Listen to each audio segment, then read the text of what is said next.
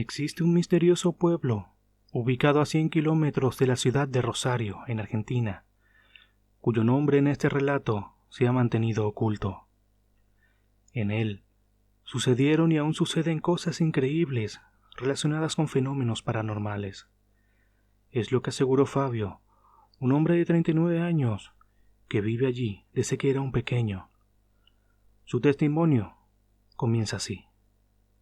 Él cuenta que cuando su familia se mudó a ese pueblo, apenas al llegar, empezaron a enterarse de cosas extrañas que se contaban en la zona. Eran relatos sobre rituales y fenómenos paranormales, cosas con las que esta gente no estaba familiarizada. Inicialmente se instalaron en una casa ubicada a las afueras del pueblo, a unos 12 kilómetros del mismo, en una zona muy rural. Allí es donde les llegan estos comentarios. Sin embargo, los integrantes de la familia no veían nada ni creían en esas cosas. Pensaban que solo se trataban de habladurías de la gente. Pero Fabio recuerda que es al llegar, siendo apenas un niño de 6 años, cuando empieza a ser atormentado por unas pesadillas que lo acompañarían casi todas las noches. En ellas, él huía de un hombre al cual no podía verle el rostro. Estas pesadillas lo acompañaron durante unos 3 años, hasta que algo ocurrió que hizo que se detuvieran. Lo que ocurrió fue que su abuela, quien vivía con ellos, falleció. Pero justo la noche anterior a su deceso, Fabio volvió a tener la misma pesadilla, y por primera vez pudo ver su rostro. Vio que era un hombre maduro, de barba canosa, al igual que sus cabellos. Fabio interpretó que su abuela, con su muerte, lo protegió para librarse de esas pesadillas, pues no las volvería a tener, al menos durante un buen tiempo. Y esto él lo ve así, porque la noche del velorio, él estuvo durmiendo en un sofá cuando algo lo despertó, y al mirar ve claramente a su abuela parada cerca suyo. Ella le dijo unas palabras mientras le tocaba la frente. Él no sintió miedo, por el contrario, se sintió protegido. Esta sería su primera experiencia paranormal. Pasó el tiempo y toda la familia se mudó a otra casa. Está más cerca del pueblo, a solo 5 kilómetros.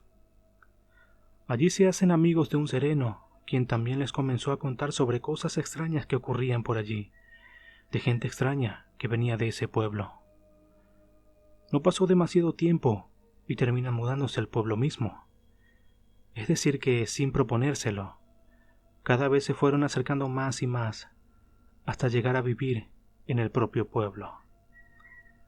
Una vez allí, Fabio pudo hacerse de amigos. Recuerda que tenía 10 o 11 años cuando conoce a quien consideró su mejor amigo, y es allí cuando experimentan algo increíble. Recuerda que un día fue a la biblioteca del colegio porque le gustaba leer, y de allí se llevó un libro que le pareció interesante, el cual tenía por nombre Cómo sostener a un caimán con las manos. Aquel libro tenía una tapa infantil, pues se veía dibujado un caimán que era sostenido por 2 manos. Pero estando ya en casa, descubre que ese libro no era nada común. Explica que era como un juego, pero decía cosas tales como cómo leer las manos, cómo hablar con los muertos, leer las cartas, leer la mente. Es decir, cosas muy pesadas que estaban ni más ni menos en ese colegio. Fabio no lo veía como algo peligroso, más bien como un juego. Entonces decide compartir esto con aquel que era su mejor amigo. Le interesaba aquello sobre cómo hablar con los muertos. Le comenta a su amigo que necesitaban de la participación de 3 personas, pues así lo decía el libro. Y así fue que integraron a un amigo más e hicieron lo que dictaba el libro en un fin de semana. Debieron conseguir una serie de cosas, siguiendo los pasos de una especie de ritual. Para ellos todo esto era como un juego, así lo tomaban. La parte más difícil de este ritual fue que debían hacerlo dentro de un cementerio. Así que esa noche, cada uno mintió algo en casa y se fueron en bicicletas al cementerio, que estaba a 1,5 kilómetros del pueblo. El acceso no les fue complicado porque en aquella época no había seguridad. Pero una vez dentro, luego de encender las velas y decir una serie de palabras extrañas cuyo significado desconocían, más realizar una serie de cosas más, de pronto aquel silencio reinante empieza a ser roto por unos ruidos que venían desde los nichos. Estos eran como golpes, como si alguien golpeara las paredes desde su interior.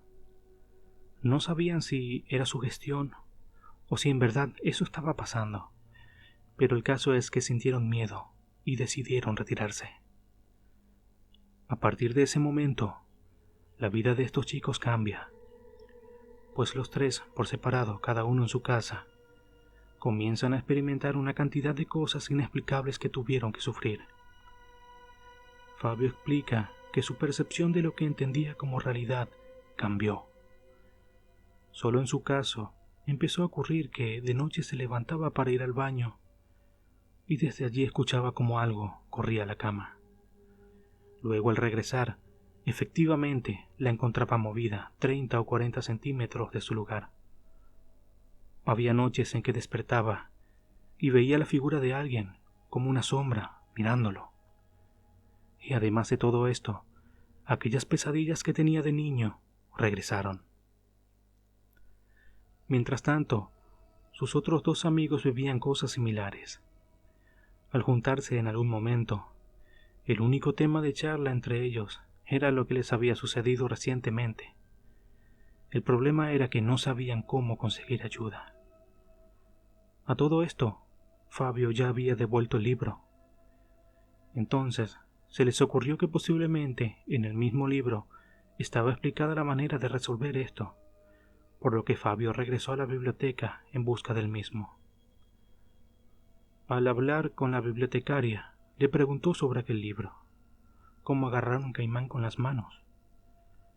La señora se le quedó mirando y le dijo: «Acá no hay ningún libro con ese nombre».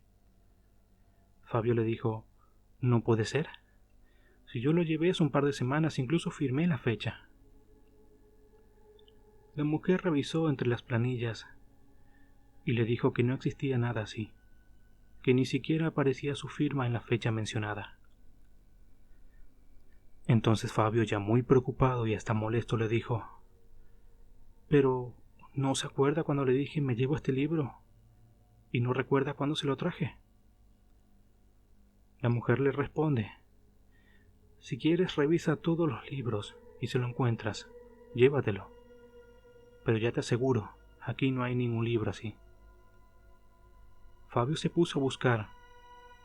Aprovechó todos los momentos a la salida del colegio, en los recreos.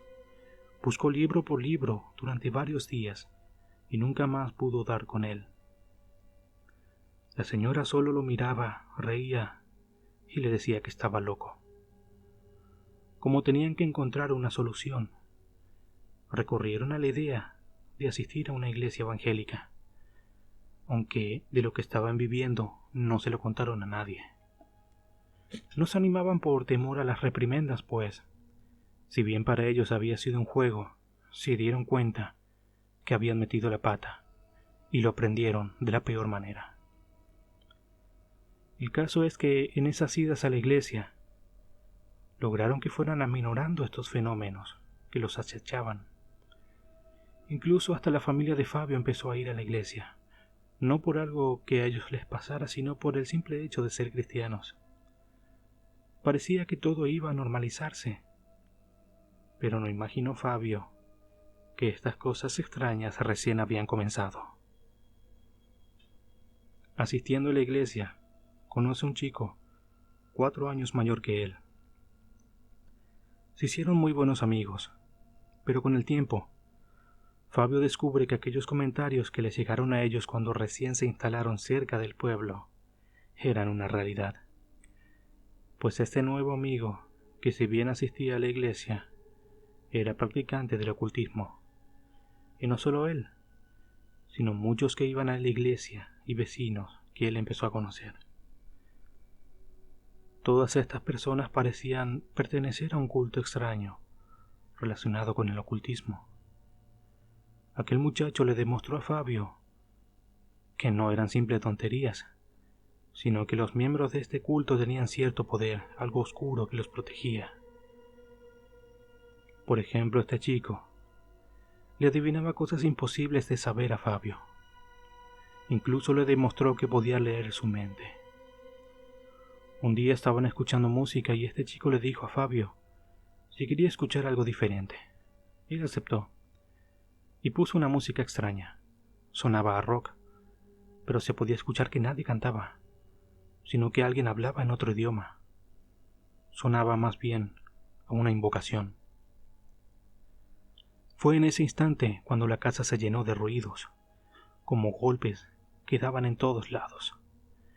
Y ese chico le dijo a Fabio que se tranquilizara, que eso era normal. Fabio apreciaba mucho a este chico, y se veía que él también a Fabio, pues no se pasaba de la raya, y aunque para Fabio era algo raro en lo que andaba su amigo, no lo juzgaba ni se metía en sus causas. Fue a través de este chico que Fabio empezó a conocer más chicos, y todos eran personas que estaban metidas en el ocultismo, formaban parte de este culto, de esa sociedad secreta del pueblo. Pero era un secreto a voces porque todos sabían y tenían identificadas a las personas que formaban parte de esto. Así es que Fabio descubre que en el pueblo había un líder de todo esto, una persona especial, alguien superior que lograba cosas increíbles. Venían personas desde distintas partes de la provincia, incluso desde lugares lejanos del país, a buscar sus favores. Un ejemplo del alcance del poder de esta persona viene de parte de una tía de Fabio, pues ella vivía muy cerca de la casa de este líder. Ella contó que una noche escuchó los gritos de un perro, como si lo estuvieran matando. Luego de boca de otra persona se enteró que en esa misma noche a la casa de ese tipo habían llevado un perro y que allí le quebraron la pierna al animal.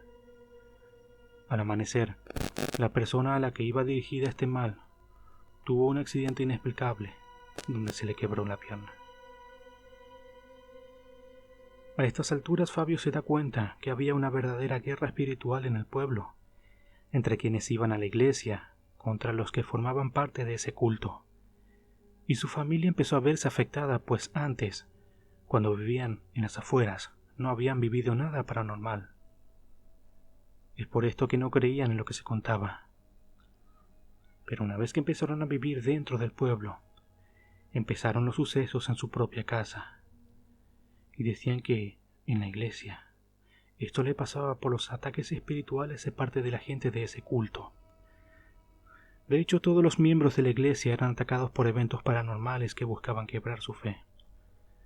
La división que existía en ese pueblo entre las personas de la iglesia respecto a los que formaban parte de esa sociedad era tal que al frente de la casa de Fabio vivía otro brujo que formaba parte de ese grupo oscuro. Alguien que les dijo directamente: a todos ustedes me los llevaré al infierno.